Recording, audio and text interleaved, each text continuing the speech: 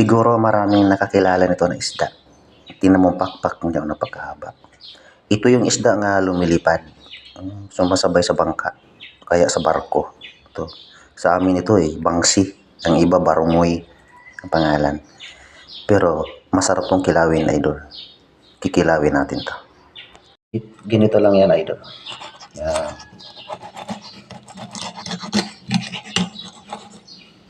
Oh. Ganyan lang yan pagkilaw.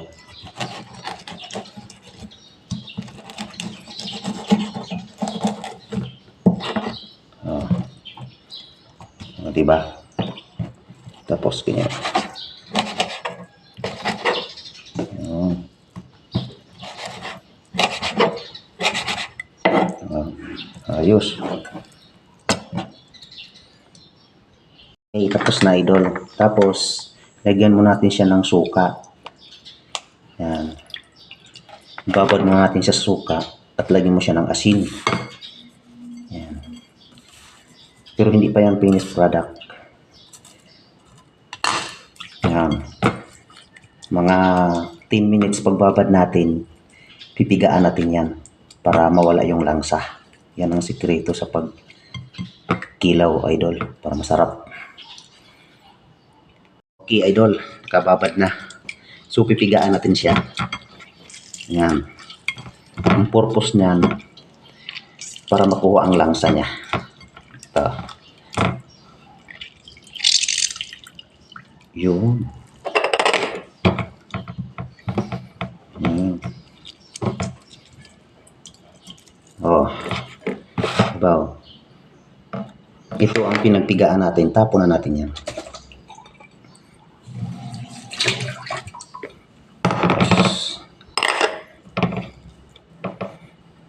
Lagyan na natin siya ng suka. Ulit. Yun ang lagay natin. Yan. Tapos, ilagay na natin tong kamatis, sibuyas, luya. Idol, luya.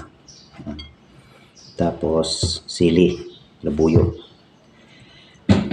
Tapos kalamansi. Simpleng kilaw pero masarap.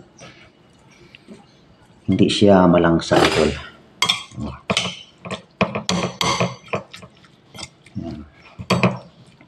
Tapos konting asin na lang kasi yung binabad natin kanina, asin yun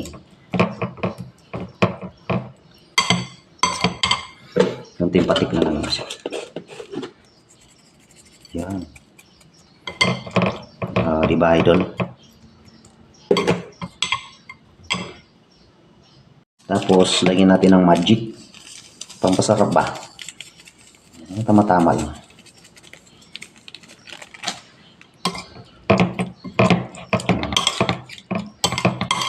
Kinilaw na.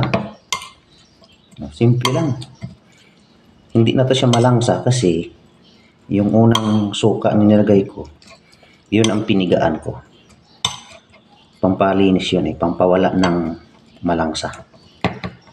Tikman na rin.